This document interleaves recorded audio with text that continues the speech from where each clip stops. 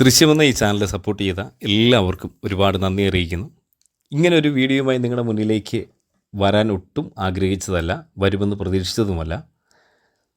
കാരണം ചരിത്രങ്ങൾ തേടിയുള്ള യാത്രയാണ് എൻ്റേത്. ഞാനിങ്ങനൊരു വീഡിയോയ്ക്ക് വേണ്ടി മാക്സിമം റീച്ചിന് വേണ്ടിയോ അല്ലെങ്കിൽ വീഡിയോ സ്പ്രെഡാകാൻ വേണ്ടിയോ ചെയ്യുന്ന ഒരാളല്ല. നമുക്ക് കിട്ടുന്ന നല്ല വീഡിയോസുകൾ മാത്രം നിങ്ങളിലേക്ക് എത്തിക്കുക, അതുമാത്രമാണ് എൻ്റെ ലക്ഷ്യം. ഞാൻ ഇടുക്കിക്കാരനാണ്. എൻ്റെ നാടിൽ ഒരുപാട് ഐതിഹ്യങ്ങൾ ഉറങ്ങുന്ന നാടാണ് ഇടുക്കി ജില്ല. അതുകൊണ്ടാണ് ബ്രിട്ടീഷ് സംബന്ധമായിട്ടും അവരുടെ പഴയ കാലത്തുള്ള ചരിത്രങ്ങളും മാക്സിമം കോർത്തിണക്കിക്കൊണ്ട് സത്യസന്ധമായിട്ടുള്ള വീഡിയോ ആണ് നിങ്ങളിലേക്ക് എത്തിക്കുന്നത്. കഴിഞ്ഞ ദിവസം എനിക്കുണ്ടായ ഒരു അനുഭവം അത് നിങ്ങളുമായി പങ്കുവെക്കുകയാണ്. ഇതൊരിക്കലും ഒരു കെട്ടുകഥയോ ഒന്നുമല്ല, എനിക്കുണ്ടായ ഒരു അനുഭവമാണ്. ഞാൻ തുടക്കമേ പറഞ്ഞു റീച്ചിന് വേണ്ടിയല്ല, പക്ഷേ എന്നാലും നിങ്ങൾ ഈ മാക്സിമം ഈ വീഡിയോ മറ്റുള്ളവരിലേക്ക് എത്തിക്കണം. കഴിഞ്ഞ ദിവസം കുട്ടിക്കാനത്തുള്ള ഒരു അമ്മച്ചി കൊട്ടാരത്തിലേക്ക് ഒരു പഴയ കാലത്തെ തുരങ്കമുഖം അല്ലെങ്കിൽ കൽക്കുളം തേടിയുള്ള ഒരു യാത്രയായിരുന്നു. ഏതാണ്ട് സമയം 12:30-ക്കും 1 മണിക്കും ഇടയ്ക്ക്, അതായത് ഉച്ചയ്ക്ക്. ഞാൻ കുട്ടിക്കാനത്ത് കൊട്ടാരത്തിൻ്റെ അവിടെ ചെന്നപ്പം ഒരുപാട് ആൾക്കാരുണ്ട്. മറ്റേ തൃപ്പൂണിത്തറ, മലപ്പുറം തുടങ്ങിയ സ്ഥലങ്ങളിൽ നിന്നെല്ലാം വന്ന ടൂറിസ്റ്റുകൾ ഒരുപാടുണ്ട്. അപ്പോൾ ഞാൻ തേടിപ്പോയ ഈ കൽക്കുളത്തെക്കുറിച്ച് യാതൊരുവിധ ഐഡിയ എനിക്കില്ലായിരുന്നു. അപ്പോൾ ഞാൻ ഗൂഗിൾ മാപ്പിലൊക്കെ നോക്കി, കൽക്കുളത്തെക്കുറിച്ചൊന്നും വലിയ ഡീറ്റെയിൽസ് ഒന്നുമില്ല. പക്ഷേ ഏകദേശം ഒരു ദിശ മനസ്സിലാക്കി 2-3 വഴികളിലൂടെ ഞാൻ യാത്ര ചെയ്തിട്ടും ഈ കൽക്കുളത്തിൻ്റെ അവിടെ എനിക്ക് എത്താൻ പറ്റിയില്ല.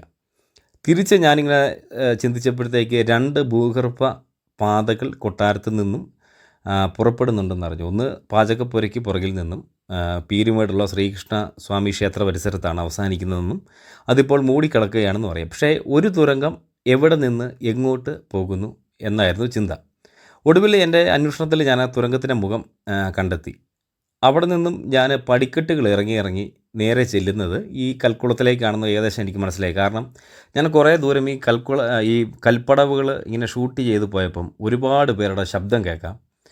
വെള്ളത്തിലെടുത്ത് ചാടുന്നതിൻ്റെ ഒച്ച, വെള്ളം അനങ്ങുന്ന ശബ്ദം ഒക്കെ എനിക്ക് നല്ല വ്യക്തമായിട്ട് കേൾക്കാം. അപ്പോൾ ഞാൻ എന്താ ചിന്തിച്ചതെന്ന് ചോദിച്ചാൽ, അവിടെ ഒരുപാട് പേരുണ്ടല്ലോ, അപ്പോൾ സാവധാനം ആൾക്കാരുള്ളത് കൊണ്ട് നമുക്ക് ധൃതിയൊന്നും പിടിക്കേണ്ട, സാവധാനം പയ്യെ എല്ലാം ഷൂട്ട് ചെയ്തിങ്ങനെ പോകാം. അപ്പോൾ ഞാൻ ഈ പോകുന്ന കൂട്ടത്തിൽ ബ്രിട്ടീഷ് നിർമ്മിതമായിട്ടുള്ള അല്ലെങ്കിൽ പഴയ കാലത്തെ നിർമ്മിതിയല്ലേ എന്തെങ്കിലുമൊക്കെ നമ്മുടെ കണ്ണിലുടക്കും എന്ന ചിന്തയിൽ ഞാൻ വളരെ വ്യക്തമായി സൂക്ഷ്മമായി ഇങ്ങനെ ഷൂട്ട് ചെയ്ത് പോയപ്പോൾ ഞാൻ കണ്ടൊരു ഭാഗം വെച്ച് എൻ്റെ തൊട്ട് മുന്നേ വെച്ച് പാത അവസാനിക്കുന്നു. അവിടെ ഒരു പാലമുണ്ട്, ആ പാലം തകർന്ന് കിടക്കുന്നു. ഇത് പാലം തകർന്ന് കിടക്കുകയാണെങ്കിൽ മുന്നോട്ട് പോകാൻ പറ്റത്തില്ലല്ലോ എന്ന് ചിന്തിച്ച് ഞാൻ നേരെ മുന്നിലേക്ക് നോക്കുമ്പോൾ എൻ്റെ മുന്നേ നേരെ കൽക്കുളമാണ്.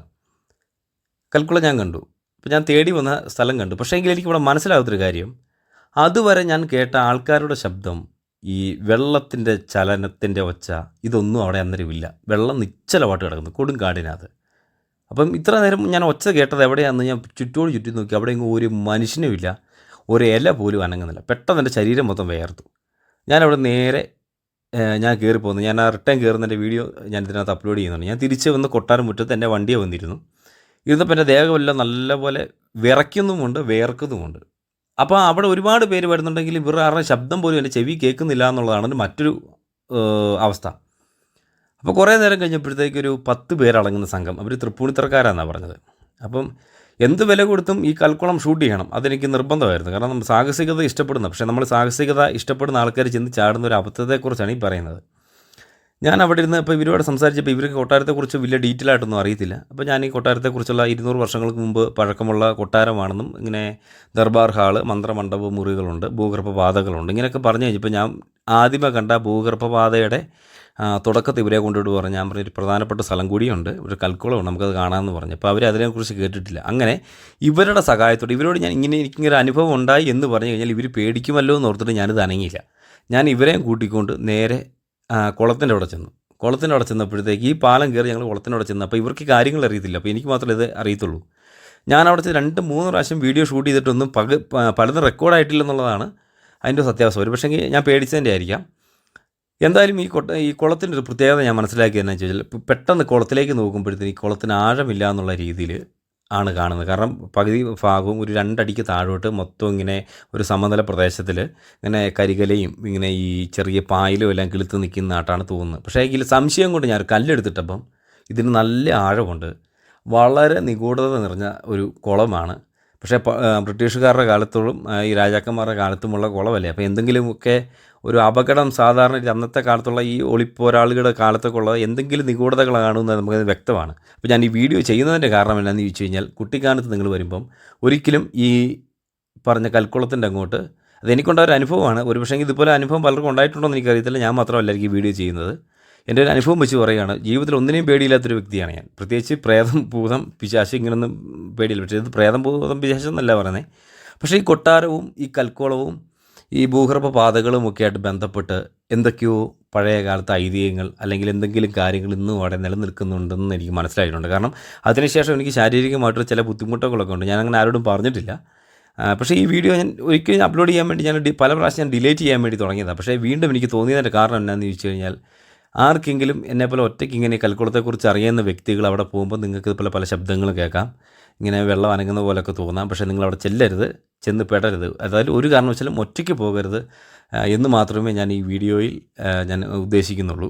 അതുകൊണ്ട് പ്രത്യേകിച്ച് നമ്മുടെ സിസ്റ്റങ്ങളൊന്നും വെച്ച് എക്കോയും ഡിലേ ഒന്നും ചെയ്യുന്നില്ല. കാരണം ഇതിൻ്റെ സത്യസന്ധമായിട്ടുള്ള കേസ് അത് നിങ്ങളിലേക്ക് എത്തിക്കുക എന്ന് മാത്രമേ ഉള്ളൂ. ഇതിനെക്കുറിച്ചും ഈ കൽക്കുളത്തെക്കുറിച്ചും ഈ തുരങ്കമുഖത്തെക്കുറിച്ചും കൂടുതലായിട്ട് എന്തെങ്കിലും അറിയാവുന്ന ആൾക്കാരുണ്ടെങ്കിൽ അത് നിങ്ങൾ മെസ്സേജിലൂടെ അറിയിക്കുക. അതായത് എവിടെ പോയാലും സാഹസികത നല്ലതാണ്, പക്ഷേ ഒന്നിലേക്കും ഇങ്ങനെയുള്ള കാര്യങ്ങളൊന്നും പോയി എടുത്ത് ചാടരുത്. പ്രത്യേകിച്ച് ഈ കുളത്തിൽ ഒരു കാരണവശാലും നിങ്ങൾ ഇറങ്ങരുത്. കാരണം ഈ കുളത്തിൻ്റെ ആഴം എത്രയാണെന്ന് നമുക്ക് മനസ്സിലാക്കാൻ സാധിക്കത്തില്ല. കണ്ടു കഴിഞ്ഞാൽ യാതൊരു രീതിയിലും ഈ കുളത്തിന് ആഴം ഉണ്ടെന്ന് നമുക്ക് തോന്നത്തില്ല.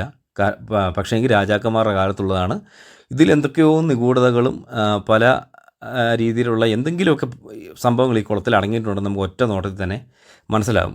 കാരണം എൻ്റെ ജീവിതത്തിൽ ആദ്യമായിട്ടുണ്ടായ ഒരു അനുഭവമാണ്. ഞാൻ രാത്രി കാലങ്ങളൊക്കെ സഞ്ചരിച്ചിട്ടുണ്ട്. പിന്നെ അവിടെ പിശാചുണ്ട്, ഇവിടെ പിശാചുണ്ടെന്നൊക്കെ പറയുന്ന സ്ഥലത്തോടൊക്കെ ഞാൻ പോയിട്ടുണ്ട്. പക്ഷേ എനിക്ക് ഇങ്ങനൊരു അനുഭവം ഇന്ന് വരെ ജീവിതത്തിൽ ഉണ്ടായിട്ടില്ല. ഇതെനിക്ക് വ്യക്തമായിട്ട് ഞാൻ അനുഭവിച്ചറിഞ്ഞൊരു കേസാണ്. അതുകൊണ്ട് അമ്മച്ചി കൊട്ടാരത്തിൽ വരുന്ന ആരെങ്കിലും ഈ കൽക്കുളത്തെക്കുറിച്ച് എന്തെങ്കിലും സൂചന കിട്ടിയാൽ പോലും നിങ്ങൾ ദയവായി ഒറ്റയ്ക്ക് പോകരുത്. ഒറ്റയ്ക്ക് പോയാൽ തന്നെ ദയവായി കുളത്തിലിറങ്ങാൻ നിങ്ങൾക്ക് തോന്നും, പക്ഷേ നിങ്ങൾ ഇറങ്ങരുത്. ഇത് അപകടം വിളിച്ചു വരുന്ന ഒരു കുളമായിട്ടാണ് എനിക്ക് തോന്നുന്നത്. ഇതിനെക്കുറിച്ച് എന്തെങ്കിലും ഡീറ്റെയിൽസ് ഉണ്ടെങ്കിൽ നിങ്ങളും മാക്സിമം ഇതിൻ്റെ മെസ്സേജുകൾ നിങ്ങൾ അയയ്ക്കുക.